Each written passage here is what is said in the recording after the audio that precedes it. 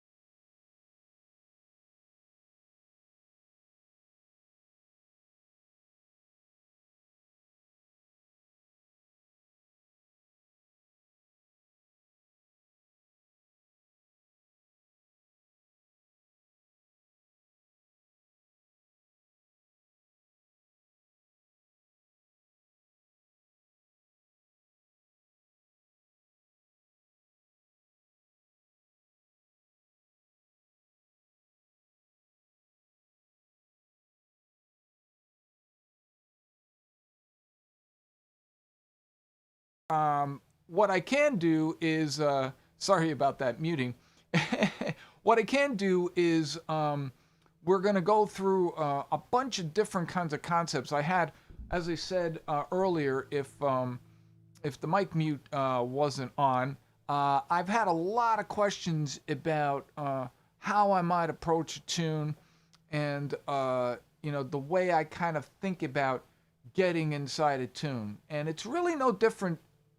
No matter the tune, really it kind of starts, as what I call a two-headed monster. But if you weren't here at the beginning or the audio wasn't working correctly, the tunes we covered this month were Ladybird, Minority, Full House, Grantstand, Stella by Starlight, Olio, All the Things You Are, There's No Greater Love, On Green Dolphin Street, and a bunch of others. And of course, the live on Facebook,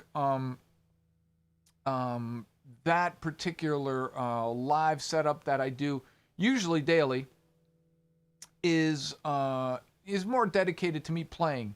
And tonight I want to kind of go through a little bit more on how I actually get inside a particular tune. So for me, if I take the tune Ladybird, because that's one of the ones we covered. If you don't know the tune,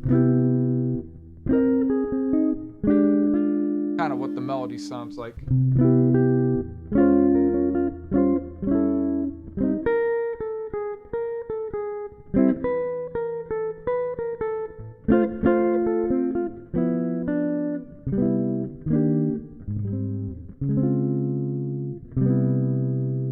Now, the tune is an easy tune. It's a 16-bar tune, and Tad Dameron was a pretty cool songwriter because really, the tune doesn't necessarily have what we would call an A section and a B section. It just kind of has these, almost like a blues format, 16-bar format. And but how I might get in a tune like that, I've heard a lot of guys say, well, I listen to the bass line, and I think listening to the bass line starting that way, that's a really complex way of listening to music.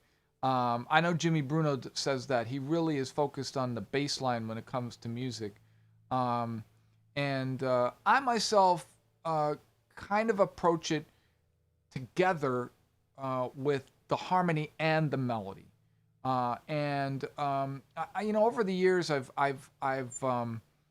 thought about, I'll learn the chord changes. And if I learn the chord changes, then that'll help me better understand the melody. But And then, I've said, well, I'll learn the melody. If I learn the melody, that'll really help me understand the chord changes. Now, as a guitarist, if you're not that kind of player, if you're a horn player, obviously you don't play chords, and if you're a drummer, you don't play melodic notes. But, great drummers will play the melody rhythmically on their solo, and that's something I really dig from a good drummer. But for me, I kind of tried to approach this whole thing together. Of course, I'm learning the melody, and what I try to do is, if I don't have access to the music, I really try to learn the melody by ear. I do it anyway, even if I do have access to the music. So I'm gonna go out and listen to what the melody sounds like, or a bunch of different players playing that melody. Usually a couple different ones. I try to pick two or maybe three because you could get crazy with this, but and that gives me a good idea. And usually it's something from the 50s or the 60s. A tune like this, I might try to go out and I have a good Pat Martino recording of it. That's a good one. Or John Coltrane. I have a good version of him doing it live. That's another good one because those cats, played the melody pretty true to form, but they also added their own nuances. And I'm going to get to that melody thing in a minute. But I try to, unless it's a modal tune or some exception tunes, I put tunes like Monk and all that other stuff kind of in the exception. Sometimes tunes by Miles, too, because although his melodies were wonderful, sometimes they're hard to do like a chord melody. But for this tune, it falls right in the chord changes. And the melodies usually do. You get that sharp 11. Outside the chords and back in. Right in that dominant, the 13, I guess. So it's a nice one to play as a chord melody. So I try to learn it that way. That's the first thing. That's a little extra hard. However, it gives me some opportunity to play solo. So if I'm looking to, play this tune as a soloist, I'm already kind of there. So the way I look at it is if I'm going to go and invest and learn the changes, and I really need to learn the changes, I might as well see if I can learn the melody and the changes at the same time. That's kind of how I look at it. Now, every tune's not going to work like that. Because if you take a tune like So What, it's kind of hard to do a chord melody. And it's a bass line, right? But you can learn it, you can learn the bass line and then what the chord player plays at the same time. So that's what I did for that tune. I could play it, right? And then it just modulates. You've learned the entire tune. And again, it gives you more bang for your buck. Now, I've heard a lot of guitarists say, well, I'm not going to play as a solo player. It's not my thing. I'm going to play with a band or a bass player or a piano player. That's fine, but it's really, really important to kind of understand, understand the tunes and the harmony and the melody together, because we can do that on the instrument, and then I can start to, think about soloing or what I'm going to use on the tune, and like that. Another tune we did this month was Minority, and I'm going to get to that one too, because I think that's a good one, another good one that we can get our hands around.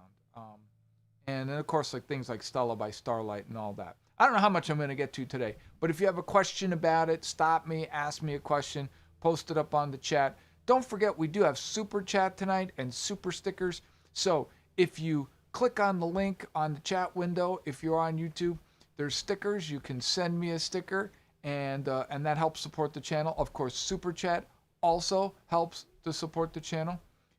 So all of that stuff is really, really great. And if you so choose to do that, I do appreciate it. Now, a couple things. So let me get back to Ladybird. And so on the tune, I'm playing the changes, but I'm also playing the melody. And I can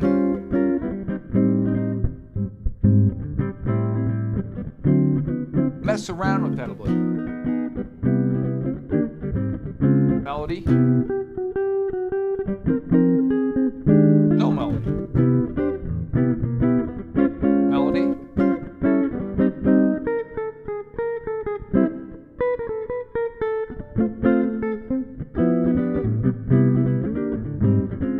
And I do a lot of that, in and out of the melody. Sometimes I bring it back, full chorus in the song, and sometimes something that Bruce Forman talks about is playing the melody kind of on and off, and that's a great tune to do that.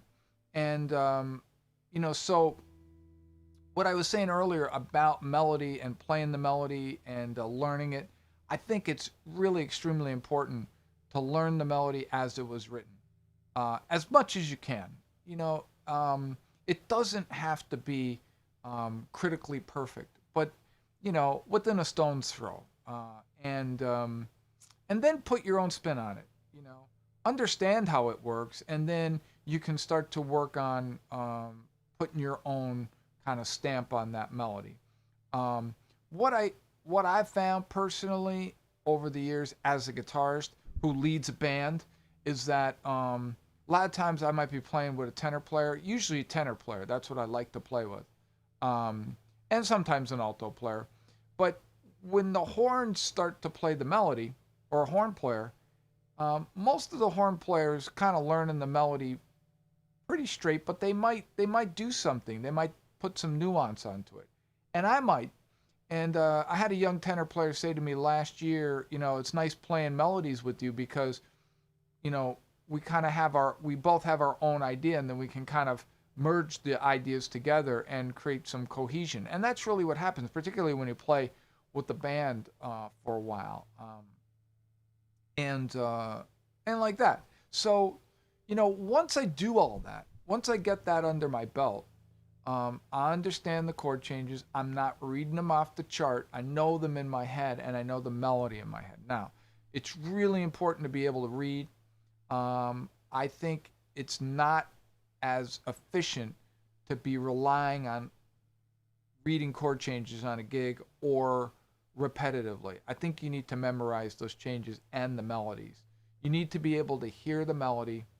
You need to be able to know where it is on the instrument, and you need to know the chord changes. You need to know different versions of that, in this case C major 7, and all the different versions, all the different melody extensions on top that chord's going to create. Same thing when I go to that F minor. Now that's a 2/5 to E flat essentially, a minor 4, it doesn't resolve. And then we're going down to A flat, which is kind of cool. And then 2/5 to G. And then the Dameron turnarounds, which I always dig. Just basically tritone subs. You can think of it as a 1-6-2-5, and like that. But this is a nice tune because it's not super complex. There's not a tremendous amount of chord melody kind of things you can do with it. But on the other hand, there's a lot of great solo ideas that you can start to play. So once I learn that melody,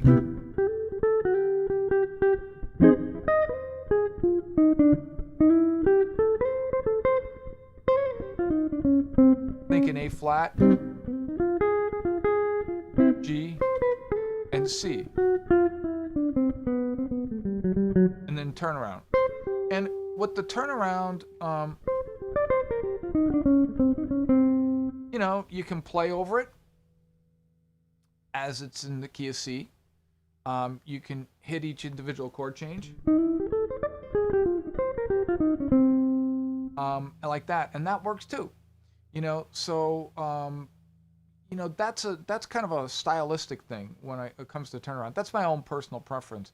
When I think about turnaround, I really kind of think about, um, you know, does it does it really make good harmonic sense to kind of blow over it? Do I want to accent those chord changes? That's really a choice. So as I think about soloing, right, and getting inside the tune, I'm really kind of thinking about three things. Now, guys like Jimmy Bruno, say four, and we can throw a chord change in there. Um, However, I'm really kind of thinking about three: major, minor, and dominant. And that's it. As far as all the different nuances of the extensions of the chords, it's really not that important. That's a color or a texture you want to put on it. If you want to alter that B7, you can. you know, I kind of find in this particular tune, I play this tune relatively pretty straight. I'm not doing a lot of chord dominant alterations. And remember, the only chord you are really altering is the dominant anyway. You got major, you got minor, and you got dominant. Now, guys like Jimmy Bruno will say minor 7 flat 5, but I think of minor 7 flat 5 as a minor. And we don't have one in this particular tune. However, if you take a tune like Stella by Starlight, you do have it. It starts on an E minor 7 flat 5.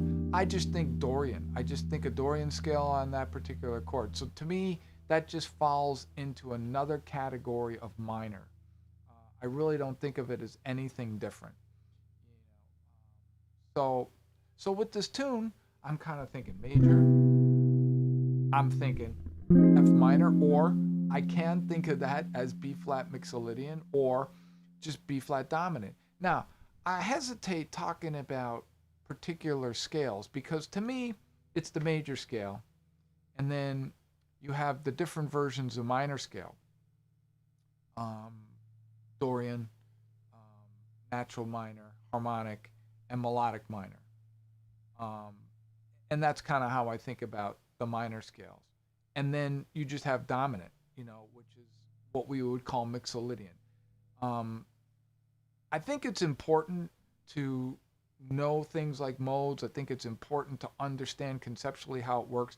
I think it's important to understand all the scales.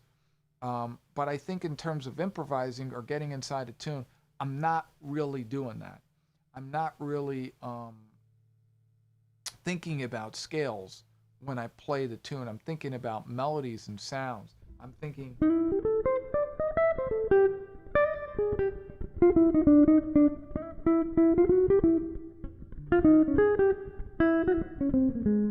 No, I just altered that E flat dominant, put the flat 9 in there and the sharp 9. So, right. So I'm not really necessarily using the scale, but I'm not playing just the scale. I'm really kind of accessing the scale. The scale's kind of like my inventory. It's kind of like I go to the home center and I want to buy flowers, right? And they got 2,000 flowers. I don't buy them all. I pick the ones that kind of the colors look nice, and same thing with anything else. I think a good analogy is the English language, right? We all learn how the different parts of speech, and we learn adverbs, and we learn verbs, and we learn nouns. Well, we don't go to a restaurant or a social gathering and just spew out a bunch of adverbs that we know that are cool. We learn how to apply them, and then we start to use the ones we like more and more over and over again. And it's the same thing with this. When I hear this tune, if I just play it for a little bit, I just play it changes. Get in your head.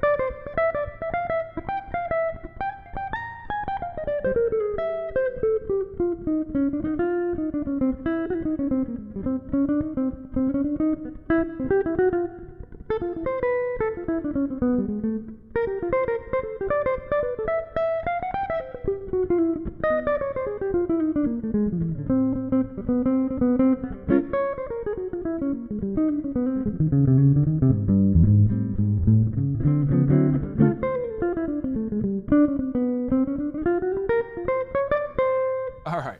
So I'm thinking about the melodies I can make and how the chord changes move and how I can get them to move.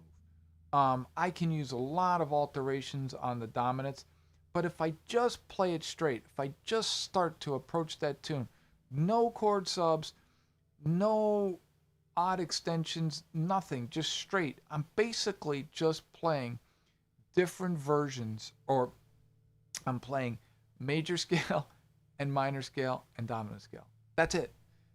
I'm not doing anything else dramatic. And I'm going to tell you, if you start to transcribe solos of different artists and players, you're going to find they're not really playing anything that you'd say, wow, they're playing all this odd stuff, particularly, players from the bebop era, 50s, 60s.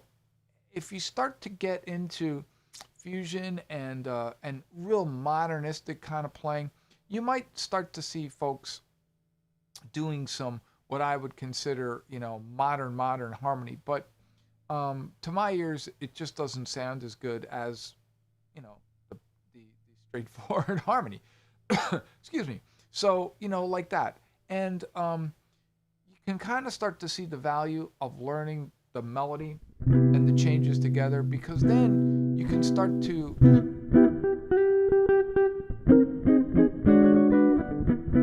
play those melodies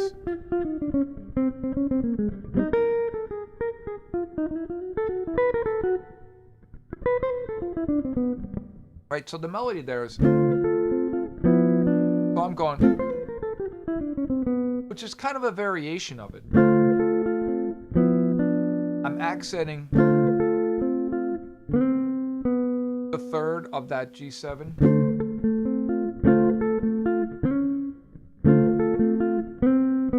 And I can play a line like that. Same kind of thing. Or the head, at the top.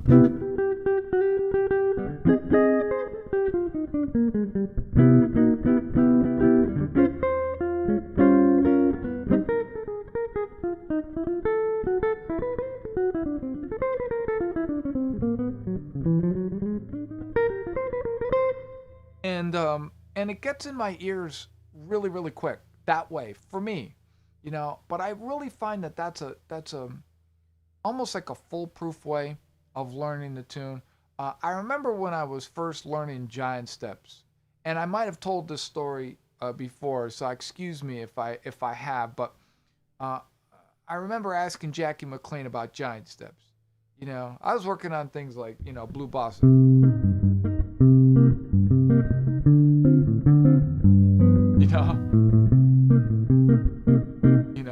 And like that, and which is a great tune, but I want to learn how to play giant steps. Fast, I wanted to blaze like Coltrane.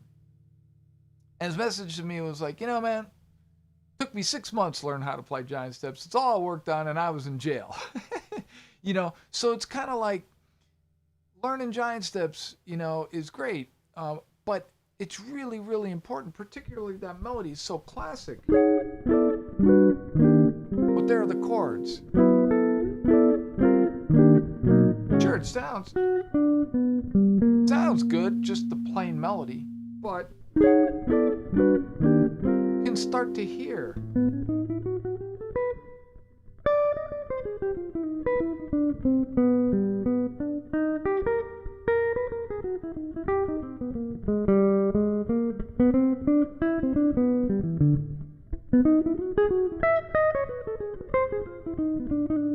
Add the chords.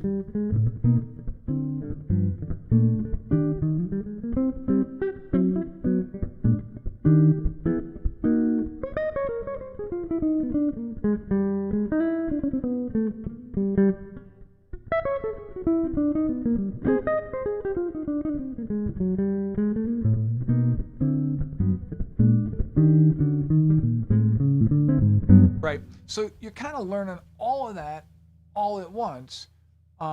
And it is harder. However, harmonically and musically, you're really kind of learning the tune comprehensively. Think of it as if you were composing the tune, because really, a composer, Coltrane might have started with the melody there. I don't think he did. I think he started with the chord changes there. He liked those key centers, and he would practice through them, and then he composed a melody that addressed those particular chord changes. But it all kind of like dovetailed together and worked together like that. So sorry about that tangent on Giant Sips. Anyway, so basically that's kind of how I'm getting my hands around a tune. I'm not really thinking real super complex. Later on, as I get to know the tune more, I might start to explore different things, particularly like things you have 2 5s in, where you might want to do some alterations. Joe Pass was, he would do all kinds of stuff. Good one.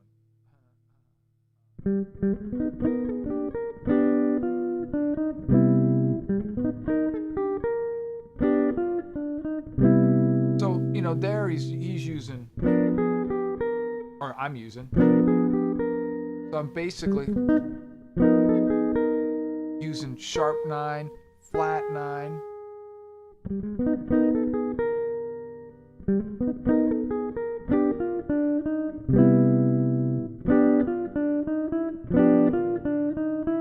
And bringing it back in. And then +5. So it's just a 2 5 in C. And all I'm doing there is playing the tensions off the dominant chord. That's it. I'm using a little bit of tritone substitution there. I'm thinking kind of tritone, and I'm also thinking the G7, which is the 5 in this particular case. So you can actually really, in that particular case, you can kind of think of it as D flat 7, or you can think of it as G7. If you think of it as G7, you're kind of playing a G7 +5 with a sharp 9, and then you're bringing it back to the flat 9. Remember, sharp 9s and flat 9s, they like each other. And I'm resolving it to the 3rd. So I'm really, understanding the notes, the tones, the target notes. For me, it's the 3rd, the 5th, the root, and the 7th. That's what I really think of as target notes. I kind of want to know where those are in the chord.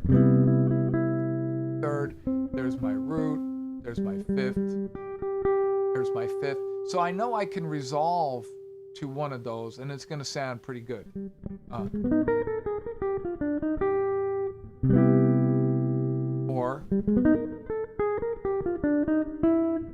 Or and resolving to the root is good usually at the end of a tune, but usually in a 2 5 I'm really thinking about the 3rd or the 5th. Charlie Parker used to like to resolve to the 6th.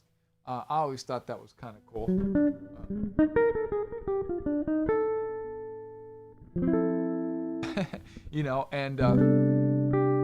And That's kind of an interesting thing.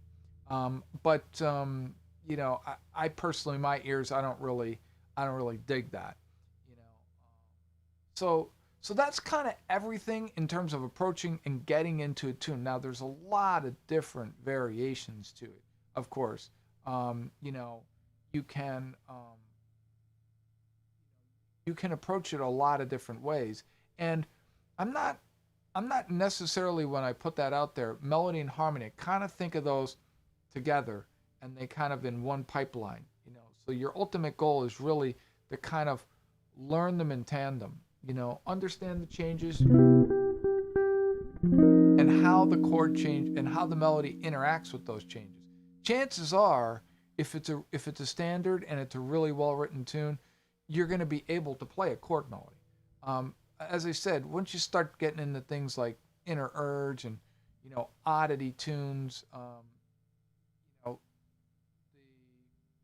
the melodies don't necessarily line up perfectly with the chord changes. Like, it's kind of hard to play oleo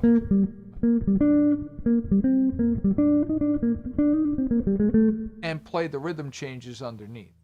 So that's an example where I have to learn the melody.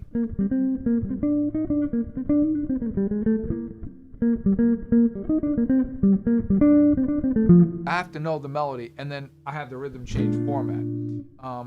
I don't know of a version of someone who did a chord melody with that tune. That'd be pretty cool, though. But like all the things you are.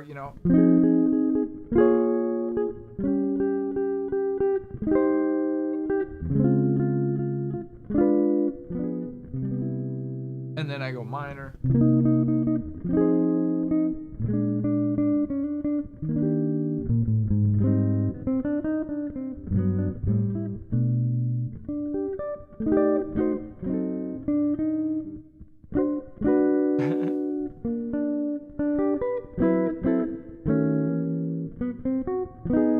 Let me try that again.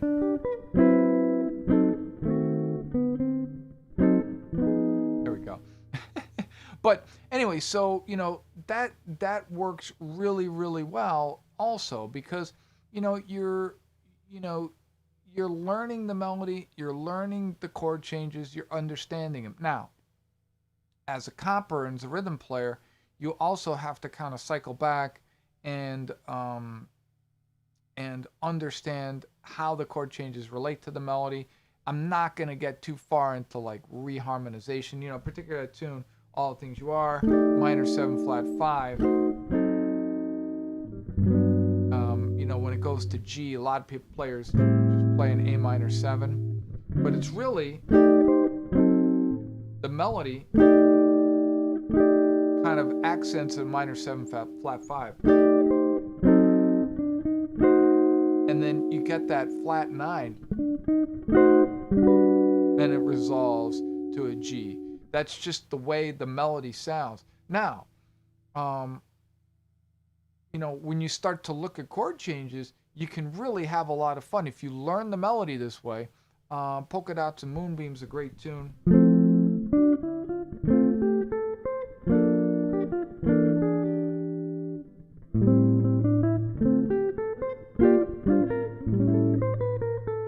Now, it does here like a D major minor, but you can think of it as B flat major to B flat minor.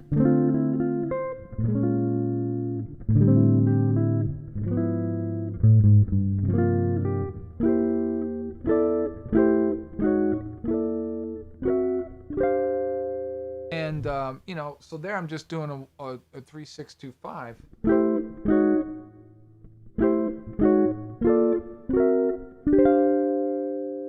So I'm just basically thinking about using a little bit of different chord shapes and reharmonizing that tune rather than going, which works too.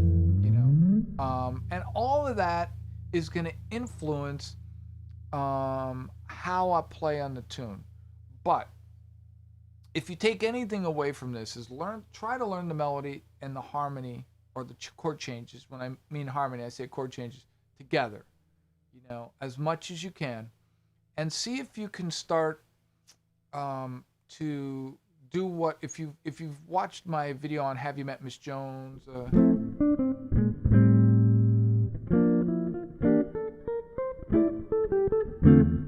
and that video where I talk about juggling. That's a thing that I didn't invent. I learned it from Joe Pass. Jimmy Bruno does it. Bruce Foreman does it. And it's really a format of where you're playing melodies, you're playing chords, and the last category Joe talked about it, Joe Pass talked about it as bass lines. I'm not exactly sure how Jimmy Bruno thinks of it. And I'm pretty sure that Bruce Foreman kind of would say it the way I would say it, but I can't speak for him either. But I think of the last category as rhythms, bass lines, chords, anything like,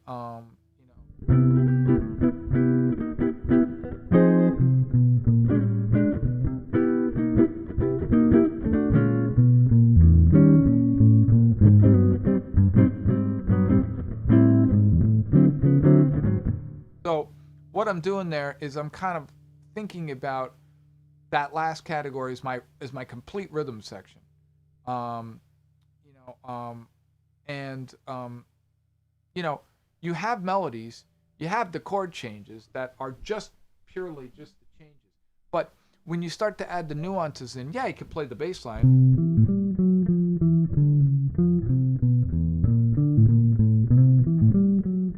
But on guitar it's kind of boring. So I always think about the bass line and the chord changes and the rhythmic component of that as a unit, and then the chord change, just the pure changes, the harmony as separate. But all that juggling approach.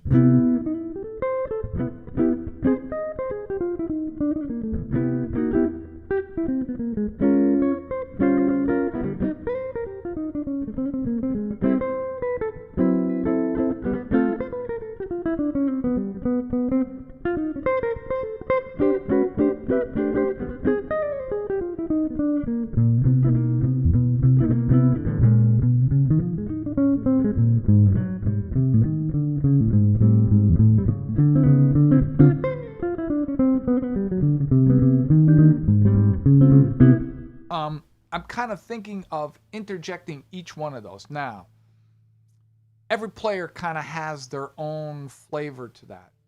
And Joe Pass, in my opinion, he was the most cohesive in that. He could play things and really make them swing.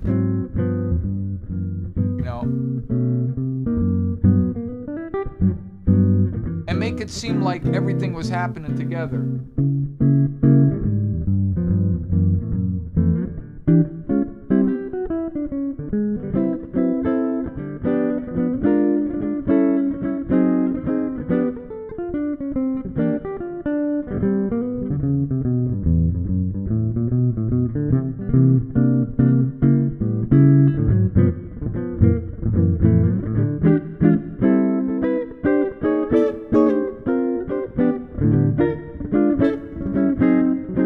Now, but over the years, I mean, my solo playing has tended to be kind of line heavy because I was such a huge Pat Martino fan, and still am, and I wanted to be able to play those long-lasting linear lines, where.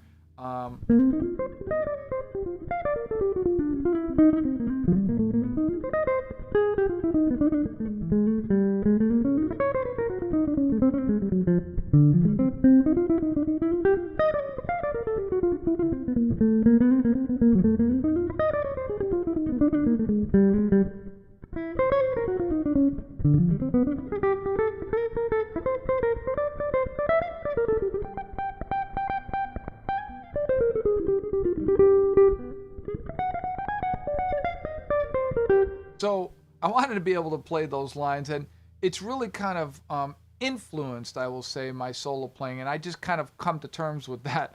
However, over the years, I've kind of started to integrate more of what Joe Pass's vision of it is. I think that Bruce Foreman, is kind of somewhere on the side of a little bit more lines and chords. He tends to play a little freer, in my opinion, than than what Joe did, and I think Jimmy Bruno's kind of plays a lot more like Joe Pass. That's my sense. So they're both good, just different and like that. But that's kind of the whole shebang about how I approach tunes. I hope this has been helpful. I don't know if you're out there, if you have a question, please send me one. If you don't have one, today or right now, write me on this particular post, or you can also check out info@brucegregory.com. You can also post up on the channel anything that you'd like to say or comment about. Of course, that's also very, very helpful as well. But let me end it out with a tune, and I'll see you next time. Peace.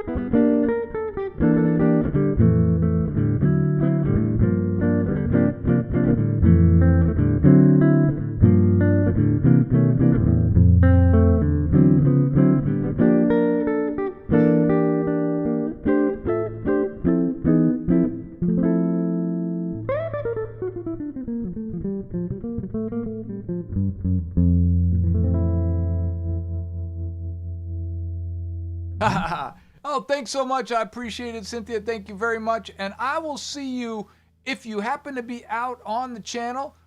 Make sure tomorrow we do have a release.